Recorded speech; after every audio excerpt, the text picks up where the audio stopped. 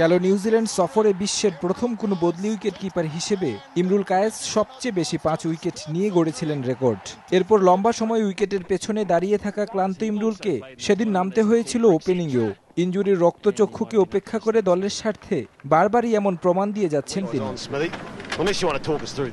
তবু শত দৃশ্যমান ও অদৃশ্য বাধাকে উপেক্ষা করে প্রতিনিয়ত যুদ্ধ করে যেতে হচ্ছে নিজের সাথে, কারণ তিনি জানেন কোনো ছোট্ট ভুল তাকে ছিটকে দিতে পারে দল থেকে। একটা দুইটা ম্যাচ আমি যদি সুযোগ পাই আমি চেষ্টা করি ভালো খেলা। আসলে ভালো না খেলতে পারলে আমি জানি যে ওইখানে টিকে থাকা ডিফিকাল্ট। সো যে ম্যাচগুলোই সুযোগ পাবো এবং পেয়েছি চেষ্টা করেছি ভালো খেলা, এবং পেলেও চেষ্টা করবো ভালো খেলা।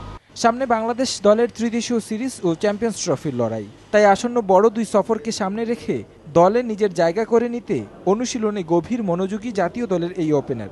যদিও অনাকাঙ্ক্ষিত ইনজুরির বিষয়টি নিয়ে সবসময়ই চিন্তায় থাকেন বলে জানান ইমরুল। ক্রিকেটিং লাইফের সাথে অবশ্যই ইনজুরির একটা পার্ট, সো এটা মেনে নিতে হবে। আমি অবশ্যই ইনজুরির পর থেকে আমার এটা নিয়ে অনেক কনসার্ন যে আমি নেক্সট টাইম ইনজুরিটা না হয়, অনেক ফোকাস থাকে এখন ফিটনেস বা এগুলো নিয়ে। এদিকে চলমান ঢাকা প্রিমিয়ার লিগে নিজের শুরুটা খুব একটা ভালো হয়নি ইমরুলের, তবে সামনের ম্যাচগুলোতে ভালো পারফর্ম করে নির্বাচকদের দৃষ্টিতে থাকার ইচ্ছার কথা জানান তিনি।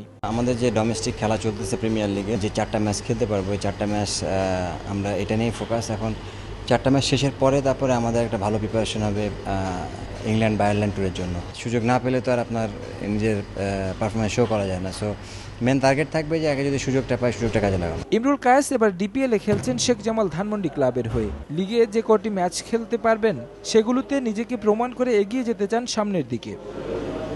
তারেক হাসান শিমুল, সময় সংবাদ, ঢাকা।